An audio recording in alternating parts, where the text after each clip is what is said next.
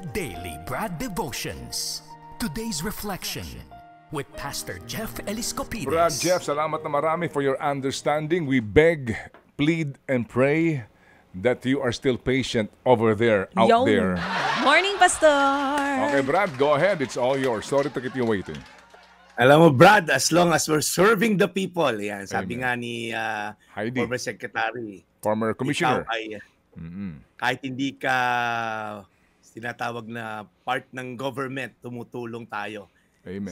para ma-expose yung mga ganyan. So, Amen. we're here to serve the people. Amen. Thank you, Brad. Ito na, ang pinakamagandang Yan. balita sa lahat. At ito ho, mga kapatid, ang panggising sa atin. Ito ho dapat yung guidance natin. Okay, Brad, go ahead. Good morning muna kay Jovi Medina Leonardo. Nakita ko kahapon sa isang bangko dito sa Marikina. Lagi naka-tune in sa atin. And Manager Tina De La Cruz ng Security Bank Marikina, thank you so much for tuning in. Talking about kaiklian po ng buhay dito sa mundo. Yan ang topic natin since Monday, na ang lahat po dito sa buhay natin dito sa lupa, may hangganan po. Ang tanong lang, paano natin ma-maximize yung may pinakamalaking impact, pinakamalakas na impact, yung magiging buhay natin? Kasi po may mga tao, binigyan ni Lord ng mahabang buhay. Wala naman naging impact. Kung meron man, negative pa, di ba? So naisip ko lang, Brad Ted at siya, si Jesucristo, in fact, 3 taon lang siya nag-ministry. 33 years siyang nabuhay. Okay? Yung huling 3 taon, yun lang yung talagang ginamit niya yung buhay niya, ginampanan niya yung ministry role niya kumbaga dito sa lupa. And yet, 2,000 years ago na yung nakalipas, apektado pa rin tayo in a positive way. Ano? Yung na-accomplish niya habang siya nandito sa lupa. Compare mo sa karamihang political dynasty sa bansa, nakakalungkot. Mula pa yung lolo ng lolo nila, nakaposisyon na sa bayan, di ba?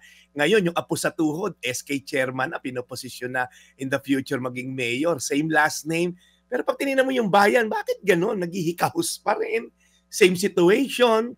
Hirap na hirap pa rin. Pag may bagyo, unos. At sinasabi lang sa mga kababayan, okay, resilient tayo mga Pinoy. Ganun po ba yun? Ano ba sikreto na to si Jesus? 3 taon sa ministry, grabe yung impact. Ano sikreto niya? Nandito yan sa 1:38. Ako'y bumaba mula sa langit, hindi upang gawin ang sarili kong kalooban, kundi ang kalooban niya na nagsugo sa akin. Ang susi daw po sa tagumpay ni Jesus sa buhay ay nakapaloob lang sa one word na to, submission. Submission. Kahit siya ay Diyos na nagkatawang lupa, of course, pinakita niya ang ultimate example ng pagsunod. Hindi siya nagrebelde, hindi siya nagmalaki, hindi siya nagyabang, hindi niya sinabing, may sarili rin akong plano, Lord. Ako, nandito sa lupa, ako mangunguna rito. Taliwas sa diskarte natin minsan, and including myself, we often have big dreams, ambition, desire. Ang tanong lang, sinusurrender po ba natin yan sa kaluguran ng Diyos? Walang masama mag-ambisyon, walang masama yumaman, pero nakasubmit ba yan sa kalooban ng Diyos? Sabi rin po sa isang verse sa Isaiah, His ways are higher than our ways. His thoughts are better than our thoughts. Kaya handa po ba tayo magtiwala at mag-submit sa Kanya? Kasi po submission requires trust. Nagtitiwala ba tayo sa Diyos? Madaling sabihin sumusunod tayo, pero ang tunay na submission ay yung kahit hindi mo gusto, kahit mahirap, sinusunod mo pa rin ang kalooban ng Diyos. Kagaya po ni Jesus, as I end, ang priority natin dapat ay to do the will of God who sent us. Ang call to action natin ngayon, mga Brad, tanungin natin ang ating sarili. Ano ba yung mga areas ng buhay ko na hindi ko pa sinusuko sa Diyos? Yung mga bagay na ako pa rin ang nasusunod. Could be relationship, career, or even our daily decisions. Kapag natutunan po natin mag-submit sa Kanya tulad ni Jesus, makikita natin yung plano ng Diyos will be impactful, hindi lang sa buhay natin, sa mga tao sa paligid natin at maaaring sa buong bansa kung bibigyan ka ng pagkakataon. So i-challenge mo yung sarili mo. Before you make any small or big decision, itanong mo to, Lord, ito ba ang will mo sa sarili, ito bang will mo sa buhay ko? O ito lang ay sarili ko lang na will? 1:38, ako'y bumaba mula sa langit hindi upang gawin ang sarili kong kalooban, kundi ang kalooban niya na nagsugo sa akin. Lord, maraming salamat kung si Jesus ay nag-submit sa will and plan of the Father Sino ba kami para magmarunong na alam ko na mangyayari, alam ko kaya kong diskartehan to. Lord, karamihan sa aming mga palpak na desisyon ay yung hindi ka part ng equation.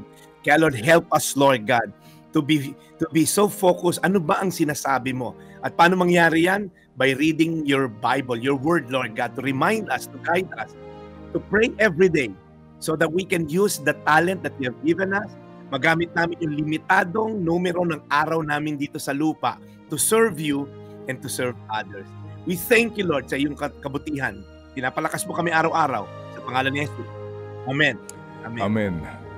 Mahal na Panginoon, muli po maraming salamat sa magandang mensahe at aral na aming pong napakinggan mula kay Brad Jeff. We pray, Lord, alagaan niyo po si Brad Jeff. Bless his mission. Alagaan niyo po ang kanyang kalusugan, ang kanyang pamilya, at ang kanyang mga kaagapay sa pagmimisyon.